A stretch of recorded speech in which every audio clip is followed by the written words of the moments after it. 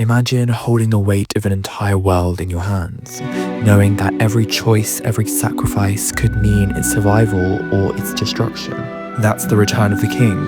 The culmination of Peter Jackson's trilogy doesn't just tell a story, it overwhelms you with emotion, tension, and beauty, leaving you breathless, exhilarated, and at all times broken.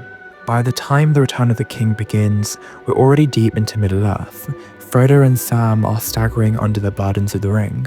Aragorn, Legolas, and Gimli are rallying men to fight a seemingly impossible battle.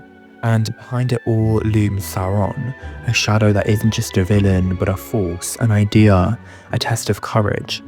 Peter Jackson doesn't just adapt Tolkien's story, he fully immerses himself into it and us, from the rolling hills of the Shire to the barren fire-scorched plains of Mordor. You know that feeling when a movie doesn't just entertain you, but it actually leaves you shaken? That's this movie. I still remember the time I first saw it. Frodo and Sam climbing the mountain, completely worn out, and you feel every ounce of exhaustion with them. There's no way to watch this and not be affected. By the time the story reaches the king, everything is on the line. When we talk about the cinematography and music, it's breathtaking. The way Peter Jackson and Andrew Lensley frame the scale of Middle-earth, the mountains, the armies, the tiny hobbits walking through this enormous world, it's like they're making the environment a character itself. And the small, quaint moments, they hit even harder because the camera gets so close to the characters. What really gets me about this film is the way it handles sacrifice. Every character gives up something, and sometimes it doesn't feel like they get the reward that they deserve. Frodo loses his innocence. Aragorn steps into power, but he's scared by everything he's been through. Sam shows you what loyalty really looks like, and it's messy, exhausting, but deeply human.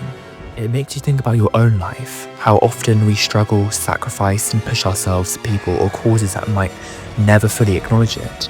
That's the real power of The Return of the King. It's a fantasy, but it's rooted in real emotions and choices. That's why it still feels relevant. And yes, the battles are incredible, but what I love is that they never feel like empty spectacles. The Battle of Minas Tirith is terrifying, not just because of the armies, but because you care about the people in it. Owen facing the Witch King, I cheered and cried at the same time. Aragorn leading the army, you feel his weight, his fear, and his courage.